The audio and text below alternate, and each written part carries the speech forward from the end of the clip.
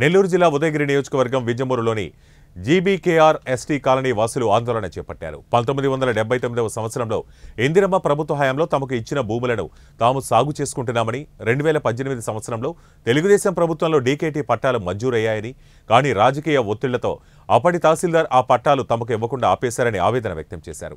పట్టాల కోసం పలుమార్లు అధికారుల చుట్టూ తిరిగినా న్యాయం జరగలేదన్నారు. వైసీపీ ప్రభుత్వంలో అయినా తమకు న్యాయం జరుగుతుందని, జనవరిలో ఇదే విషయాన్ని స్పందన కార్యక్రమంలో కలెక్టర్ దృష్టికి తీసుకెళ్లామన్నారు. అయితే ఎప్పటి నుండో తాము సాగు చేసుకుంటున్న ఈ భూములను జగనన్న స్మార్ట్ సిటీ కింద తీసుకుంటున్నారని, ప్రస్తుత తహసీల్దార్ ఎండోర్స్మెంట్ ఇచ్చారన్నారు. సాగులో ఉన్న తమ భూములను ఎట్టి పరిస్థితుల్లో ఇవ్వబోమని తేల్చి చెప్పారు. ఈ సందర్భంగా వారు సీఎం జగన్మోహన్ రెడ్డి తమకు న్యాయం చేయాలని నినాదాలు చేశారు. 2018 సంవత్సరంలో చంద్రబాబు నాయుడు ప్రభుత్వంలో డీకేటీ పట్టాలు శాంక్షన్ అయ్యాయి. కానీ కొన్ని అనివార్య కారణాల వల్ల, రాజకీయ ఒత్తిళ్ల వల్ల అప్పుడు ఉన్నటువంటి ఎంఆర్ఓ గారు ఆ పట్టాలను ఆపేశారు. మేము తిరిగి ఆఫీసుల చుట్టూ ఎన్నిసార్లు తిరిగినా చేయలే. మళ్ళీ చేస్తాం అని చెప్పారు. మళ్ళీ ఇప్పుడు మన జగనన్న ప్రభుత్వం వచ్చిన కాడి నుంచి తిరుగుతూనే ఉన్నాము.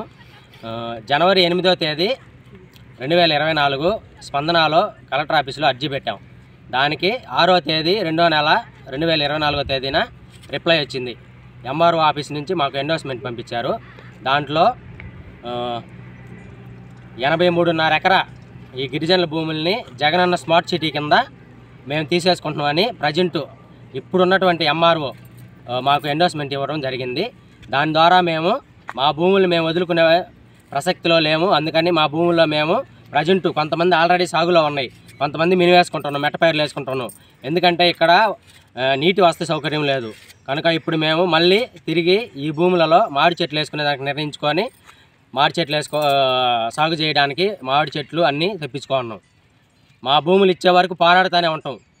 దీన్ని అయితే వదిలిపెట్టాం. దీన్ని రాష్ట్ర స్థాయికి, సీఎం జగన్ స్థాయికి తీసుకెళ్ళిన దాకా ఈ ఉద్యమాన్ని మేము ఉద్రిక్తం చేస్తాం.